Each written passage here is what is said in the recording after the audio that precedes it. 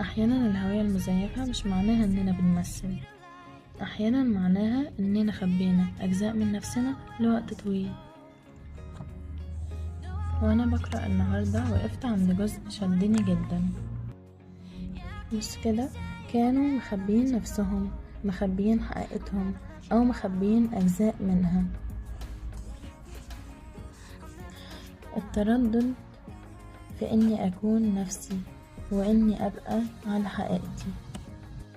وقفت هنا وفكرت كام مرة غيرنا نفسنا علشان بنخاف من الرفض أو بنخاف من رأي الناس. يمكن مش محتاجين نصنع نفس جديدة، محتاجين بس نرجع لنفسنا. أحيانا الهوية المزيفة مش معناها إننا بنمثل، أحيانا معناها إننا خبينا أجزاء من نفسنا لوقت طويل. وأنا بقرأ النهاردة وقفت عند جزء شدني جدا. بص كده، كانوا مخبيين نفسهم، مخبيين حقيقتهم، أو مخبيين أجزاء منها.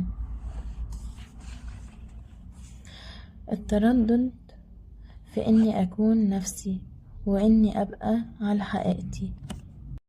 وقفت هنا وفكرت كام مرة غيرنا نفسنا علشان بنخاف من الرفض أو بنخاف من رأي الناس.